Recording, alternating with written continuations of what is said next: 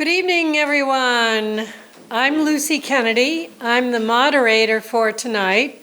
I'm a member of the League of Women Voters of Central Berkshire County, and I am moderator because I am not from Stockbridge. And the League of Women Voters, as you probably know, is a nonpartisan organization. We're part of a state and federal League of Women Voters organization. And the role of the League is to encourage participation in democracy and to educate voters. So we're thrilled to have all of you here tonight, and particularly thrilled to have our two candidates. Thank you so much for being here, and thank you both for running. We will be being recorded by CTSB. Thank you very much for being here. And thanks to the town of Stockbridge for this nice facility, which holds so many of you who were good enough to come out and participate tonight. So good for you. Let's see. I'd like to, before we get too far along, recognize some of my fellow League members who have been instrumental in putting tonight's event together. Amy Cooper over in the corner. Ramel Pulitzer, who is our president, Susan Morris, who is out greeting people. You probably saw her when you came in. And Mose Olnick, sitting here in front, is going to be, there's Susan. Just wave and say hello. And Mose Olnick, who will be timing the candidates answering the questions. The way this will go is my fellow League, yes? Turn the TV on, Zoom on? No. I thought you were supposed to be Zoom. No, it's being recorded, but it's not a Zoom meeting.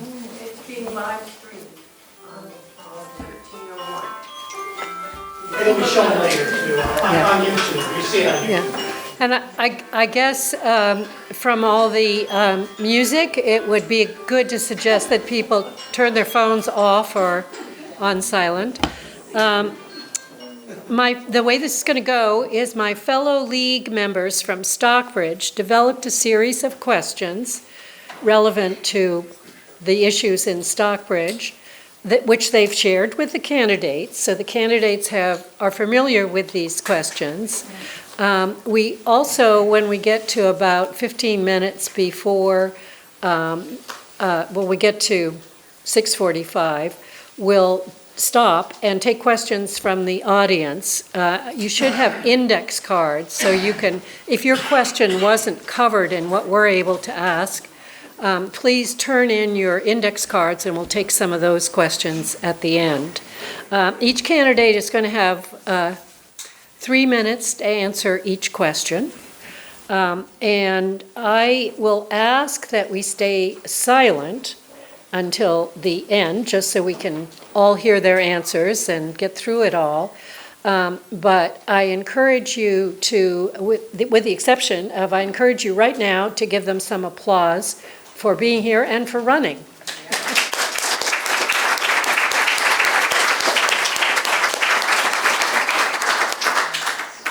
Jorja, I'm going to start with you this time and ask you to tell us why you're running for a seat on the Selectboard. Thank you, Lucy. I'm a lifelong resident of Stockbridge and committed most of my professional career working and volunteering in various capacities of the community. The town has come to a crossroad, and I feel I still have a lot to offer based on my background to help establish some stability for the town. I worked for the town for over 31 plus years, starting as elected town clerk and retiring as a town administrator in 2016. In between, I was assistant tax collector, assistant treasurer. I worked in the accountant's office, planning board secretary. I did a lot of jobs when I was town clerk because it was a part-time position. And I'm happy to be here tonight. Thank you. Thank you, Jorja. Sally? I think there was a huge gap left by Patrick White's leaving, and I felt I've been asked a few times to possibly run for selectman, and every time I said,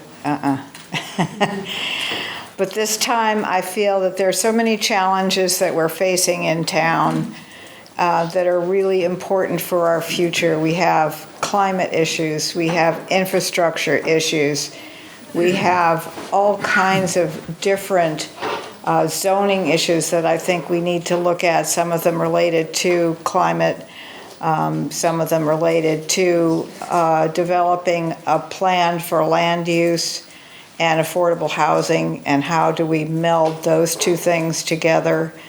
And I think it's a critical time to move forward. And so I thought, well, I've had experience in town since the early 80s in various boards in various capacities, and now it's time to step up.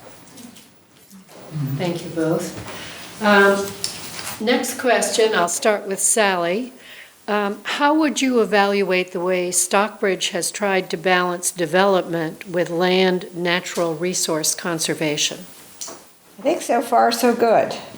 We've had some wonderful successes with creating conservation restrictions. The most recent one is the 320 or 230 acres of land that will be preserved behind the DeSisto School.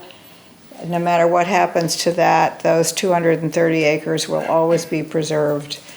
We need to think about how we do development in an intelligent way, and at the same time, don't allow it to take over, because we have limited sewer and water at this time. And if we reach the 80% capacity in our sewer facility, it will cost probably $50 million to fix that. So if we just let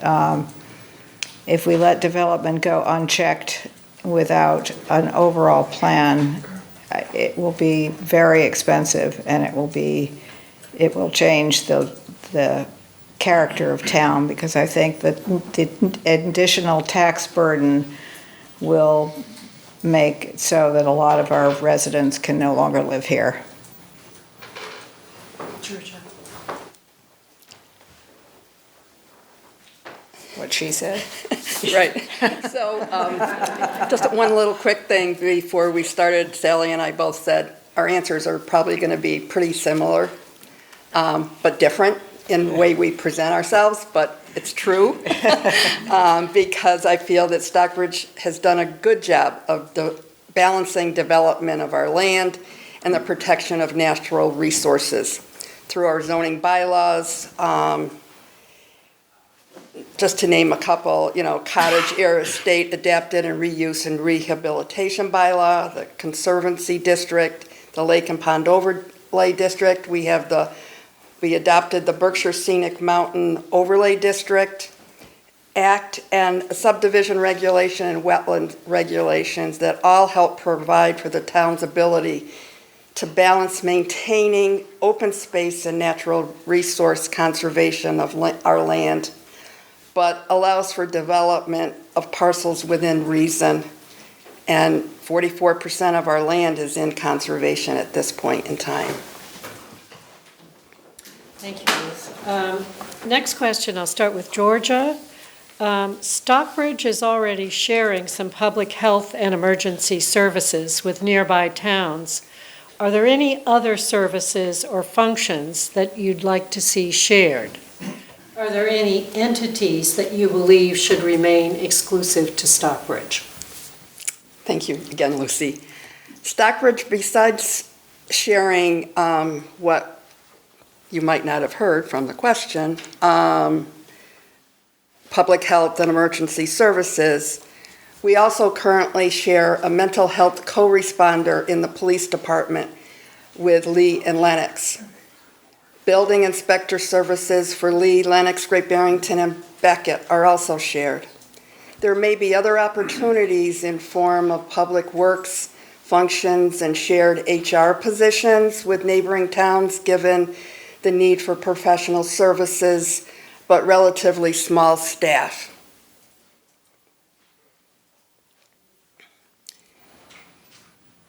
Excuse me, I thought I was going to sneeze. While sharing can provide benefits in efficiency and financial savings, there are certain positions which should stay exclusive to the town. First being the town administrator, who should be focused on the unique needs of one community. There are circumstances which could arise which may put a shared administrator in a conflict with equally representing one community. Another would be the police department, for the same reason as the administrator.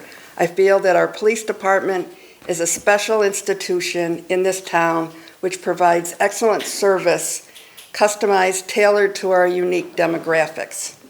I would not want to attempt to fix something that's not broken at this point with the town administrator and the police department. So those are two areas which I don't feel should be shared. Sally? What she said.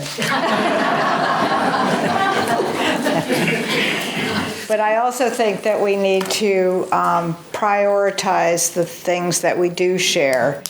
My son is a lieutenant in the fire department in Pittsfield, and as people probably know, it's an all paid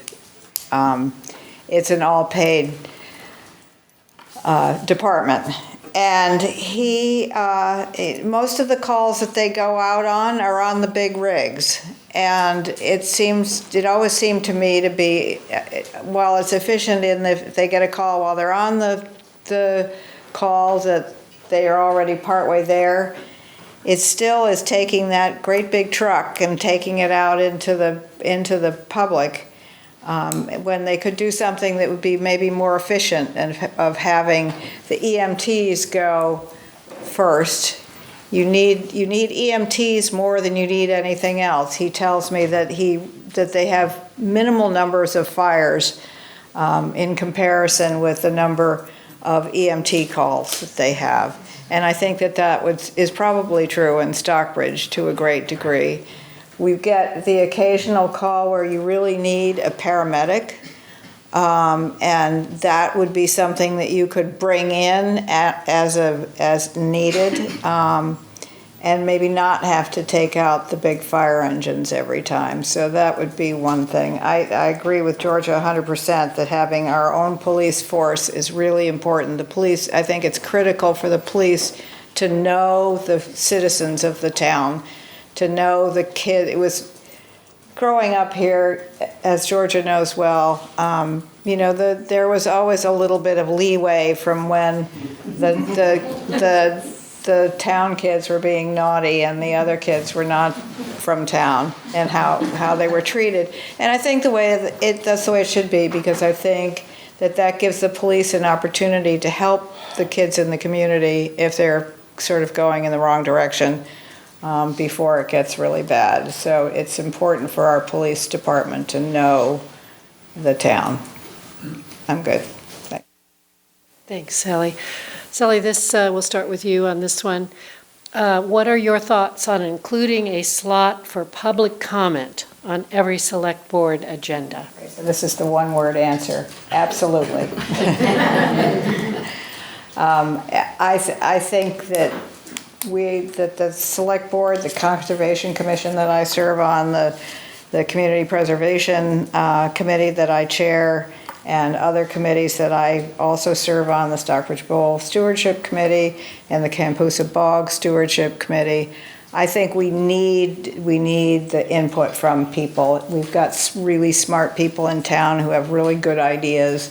They can help us, even if they're not willing to serve on a committee. They know things we don't know. They've been places we haven't been.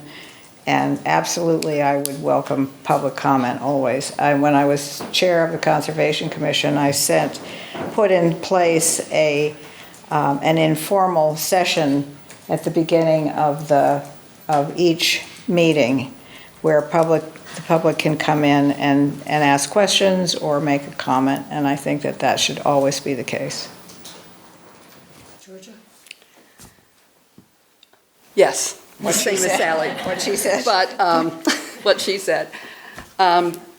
because I think it lets you hear from constituents what is on their minds.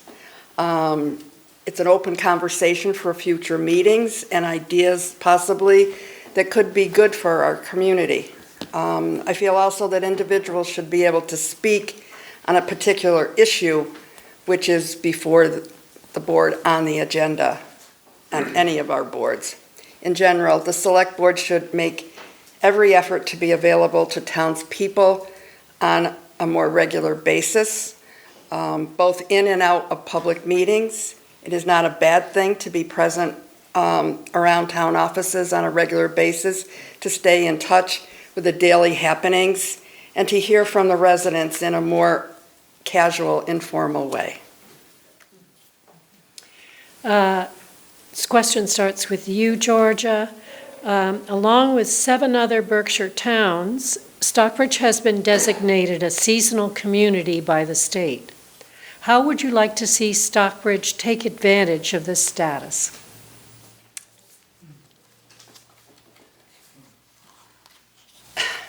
The seasonal community designation, if you don't know what it is, it's building affordable housing, tiny houses, and for workforce people, summer help, teachers, firefighters, whatever. The details and regulations are being developed as we speak, and the draft regulations will be available for public comment the 3rd week in September. At this time, I feel that Stockbridge should wait to review the draft regulations and the public comment period before we should take advantage of this destination, if at all. At town meeting in May, we adopted accessory dwelling units, which is being reviewed right now by the Attorney General's office, which could help with affordable housing. There's incentives out there now for accessory dwelling units through, this is an advertisement, but I read from Greylock Federal Credit Union are having special loan programs just for accessory dwelling units. Also, maybe there's a possibility of the Affordable Trust Committee being able to help with an accessory dwelling unit that might be able to help with the housing for people in need of work that work here, restaurant people, firemen, teachers, or whatever. So I think we need to wait and really digest whether the seasonal designation is a good thing for Stockbridge. Yeah, the regulations are not final at this point. They do have a lot of opportunities for cultural and municipal housing. We certainly need that. We have all the people who come work at the theater in the summer, that work at the Red Lion Inn, because everyone has to staff up during the summers, but finding housing for them is often very problematic. I remember Jack Fitzpatrick used to make available to his staff housing because otherwise they couldn't. When I was first working at the Berkshire Theater Festival, which I did for 7 years, there were 2 houses that were made available to the theater, and it was party time for the most part in the evenings, and it was a lot of fun. But I don't know that those houses and that kind of housing are still available. We should be able to work with the larger facilities like Tanglewood to possibly create their own housing, so that we would take some of the burden off of the rental markets for the summer. I think that if we are not necessarily renting out our houses for the seasonal workers, that maybe you're opening up more housing for people who are here year-round. And I think there are all kinds of different forms of funding for these things. There's HUD funding, there's funding through grants, and there are other avenues. Some of the banks are willing to lower their interest rates if they know that the people that they're renting to are local people who work here year-round. So there are a lot of things that we can investigate that would make this a workable thing. But I agree with Jorja. I think that if we even consider this seasonal housing, which is right now very Cape-centric and doesn't necessarily work for us, we need to have a town meeting so that the town folks really understand what it is we're getting ourselves into. Well, we talked a little bit about housing on that question. Next question, starting with you, Sally. Aside from providing more affordable housing, what else could you do to bring more young families to Stockbridge? And although I'm not from Stockbridge, I have to say this is a pretty common question across Berkshire County.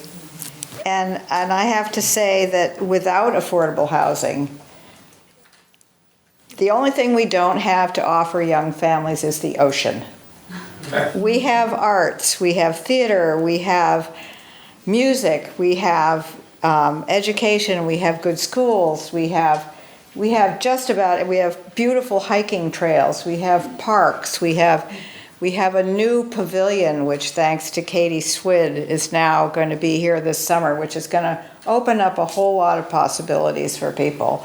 To have little concerts and you could have weddings and you could have Christmas pageants and all kinds of stuff. I think it's going to be fabulous. And that was funded entirely with CPA money. And so I really think that between the Affordable Housing Trust and many other ways that we can fund things, that this is a town, we have so many opportunities for a young family. And I think it's a wonderful place to grow up. It's safe, it's scenic. You know, what else could you want? Except maybe the ocean.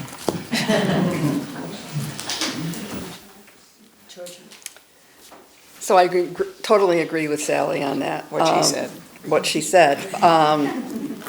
We need excellent education for our students. Families, when they're moving here, they want to know about our schools. We have a new elementary and a new middle school, so it's time to build a new high school. Building a new high school for our children and our community is needed to provide a quality education for the future. High-speed internet should be available for the whole entire town, so that many jobs today can be remotely. However, without high-speed internet and stable internet services, it's hard to attract young families to town for them to be able to work here also if they have a remote job. But education is another. We have everything else that you ever want to live here. But I feel strongly about the education part. Sort of a different direction, starting with you, Jorja.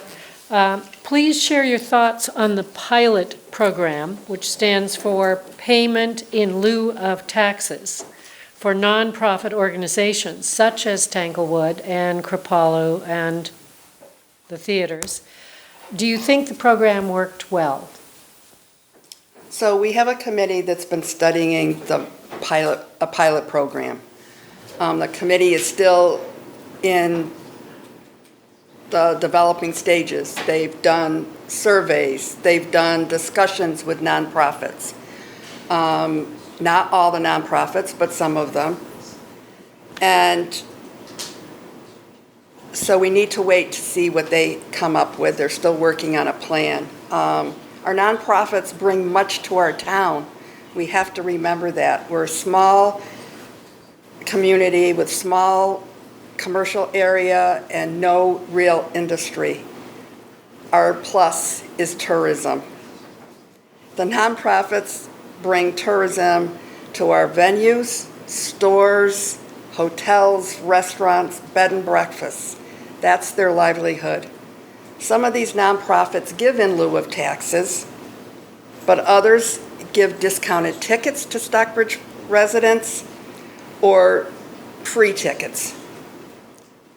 Nonprofits may even give to the fire department and the police department, which helps all of us on our budget, because if they can purchase equipment or whatever they need without coming to the town and putting it on the town's budget. We certainly don't want to burden the nonprofits that struggle at times during the year with a payment in lieu of taxes that would cause more harm to them while giving so much back in tourism to the town.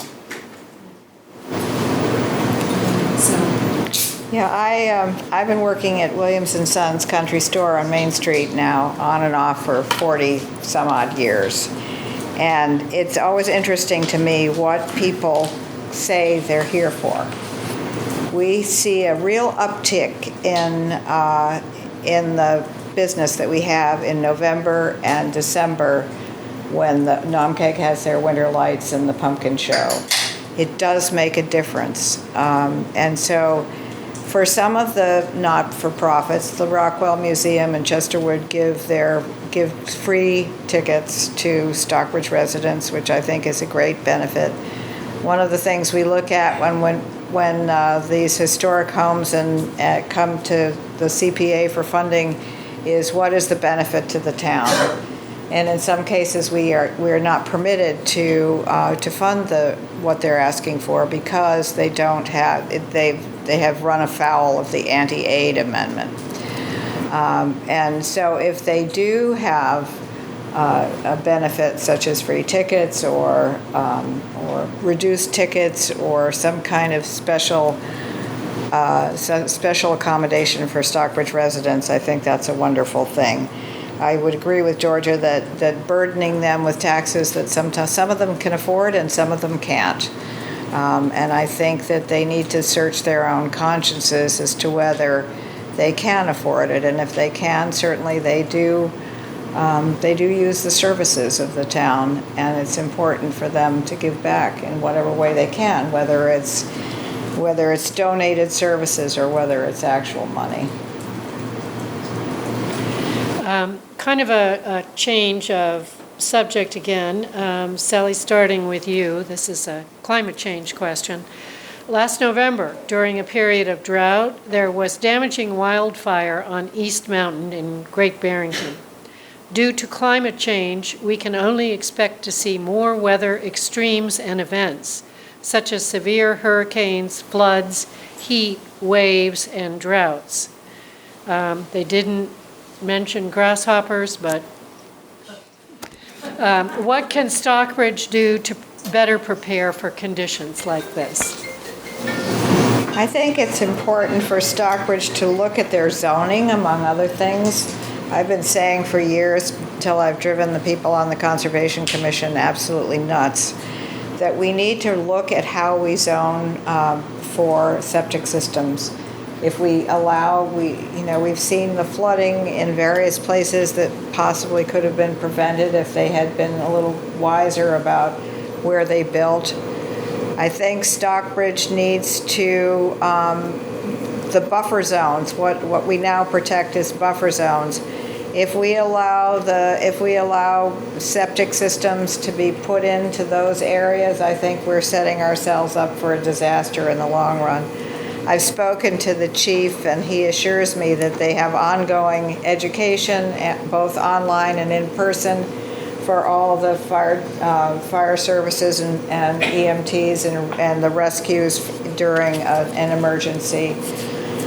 We need to go look at all of our trails in town, and we need to make sure that they're free of debris and free of fallen logs that might allow for a fire to jump from one area to another. And we need to I think we need to look to Berkshire Regional Planning for their disaster preparedness. I know some of you know that I'm very involved with the American Kennel Club, and the American Kennel Club has a special truck that they send out in the middle of a disaster, and Great Barrington Kennel Club, of which I'm the president, is actually a member of that group for dogs and people and all of that. So there are many resources that we can take advantage of, and But I think in general, it sounds like we're in pretty good shape.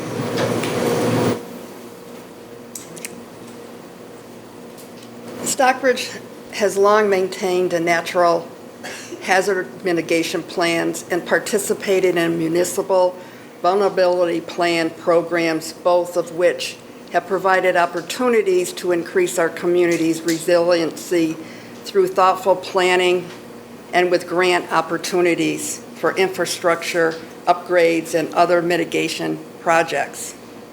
Currently, there is a shift of focus of many federal programs that have traditionally supported emergency planning, mitigation, response, and recovery.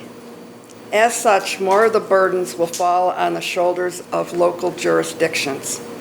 Stockbridge is lucky to have a very engaged emergency management director who collaborates regionally and with state agencies, but resources generally have not been prioritized to support robust emergency management programs at the local level.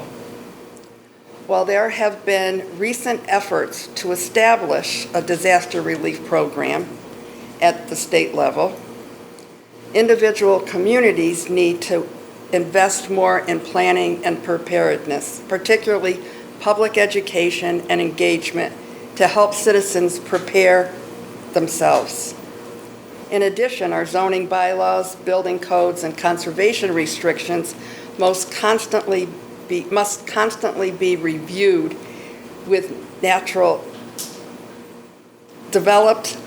reviewed and ensured to be developed spaces do not adversely interfere with natural threats. Another thing that Stockbridge can do is to continue the support and advocate for the work that the Stockbridge Green Communities Committee has done and is doing to implement strategies to reduce the effect of climate change. Now a question that is very unique to Stockbridge. I'll start with you, Jorja. Going forward, how do you see the relationship between the town of Stockbridge and the Stockbridge-Muncie community developing? The relationship between the Stockbridge-Muncie community and the town should be of mutual collaboration. This is their homeland. We should welcome them back to their homeland, and we have the obligation to preserve their culture in this space. So Stockbridge should be creating bylaws that remind us all that this land was their land first.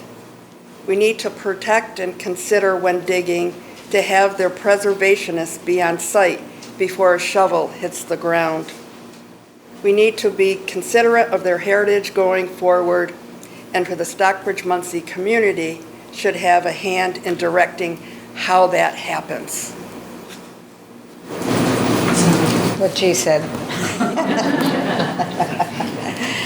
My family came here in the 1620s, and my most revered ancestor was a man who was thrown out of Massachusetts for his heretic views on freedom of religion. And responsible, they say, for a law in Massachusetts that anybody from Rhode Island could be shot on sight.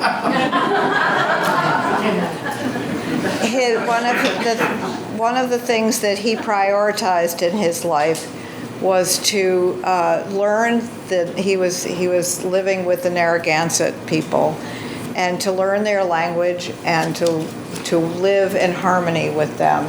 And it's something that I've always valued in my family history.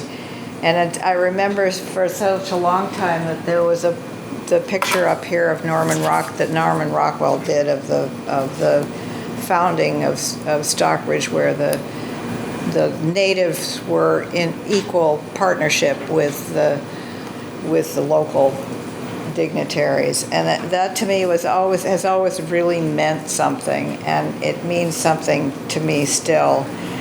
The powwow is this weekend out in the Midwest, and it would seem to me that it would be a really good thing in the future if we would send a representative from Stockbridge to the powwow and show our support and thank them for their coming back here and enriching our cultures. The Community Preservation Committee has been instrumental in a number of initiatives that the Muncie community has brought to us, including the ground penetrating radar for the Indian burial ground and determining where there were people that could be reburied. And I think that all of those kinds of partnerships can go forward and should go forward, and I would like to see that happen. Just a side note, if I may, we do have a representative, a resident of Stockbridge, that's on his way to Wisconsin. Oh, cool. To the Stockbridge-Muncie Community Powwow. Rick? Rich Rick Bradway. Oh, Rich Bradway. Oh, that's right, I knew that. Good for him. Sally, starting with you, treat this as kind of a closing statement, final question. What is the biggest change you'd like to see happen in Stockbridge over the next 3 to 5 years? I would like to see the reestablishment of the middle class. There has been for years and years and years, everybody has realized there's documentation that when the middle class is thriving, the country thrives. And the same thing is true in Stockbridge. Without those people, the people who keep things running, the plumbers and the electricians and the teachers and the people who work in the libraries and the people who do our lawn care, we can't continue like that with no families and no young people. We need young people. We need young people with ideas. We need young people who have children. We need to be able to somehow see a future for this town. Most of us are old. I mean, it's like sad.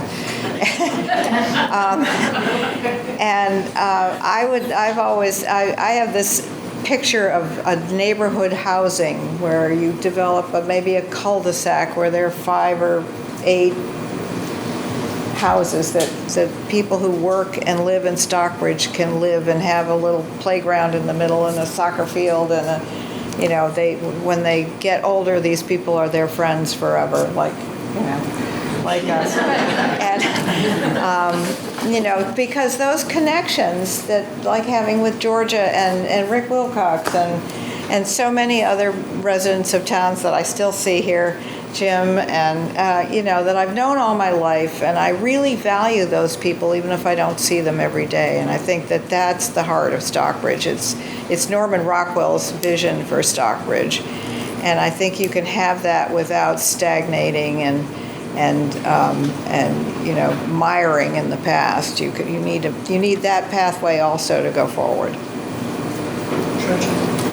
I totally agree with Sally, but I have something different that I'd like to see happen in the next 3 to 5 years.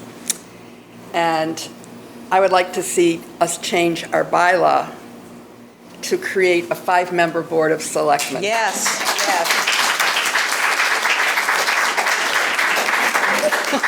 What she said. I feel having a 5-member board would help the future of our community by allowing more of a diverse representation of the citizens, and would also go a long way to dispelling mistrust and accusations of collusion, which have plagued this town for years. So that's my goal for 3 to 5 years. Can we do both? We could probably do both, because changing our bylaw would take one town meeting and it could start the next, so it would even take shorter than 3 years, but that's my goal. Well, thank you for those extremely thoughtful answers, both of you. Now we have time for some questions from the audience. So if we don't take everyone's question, it either means it was duplicative or sometimes we just couldn't read it. But we'll try to answer as many as we have, or ask as many as we have time for. They may be for both candidates, or they may be for a single candidate. We only have one question. We have 2 questions, unedited. All right. Thank you. Good ones. I'll let you guys decide who wants to take this first.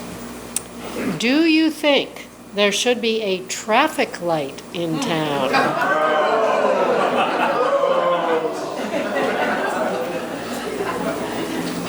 So we're going to take each question separately? Are we feeling suicidal today?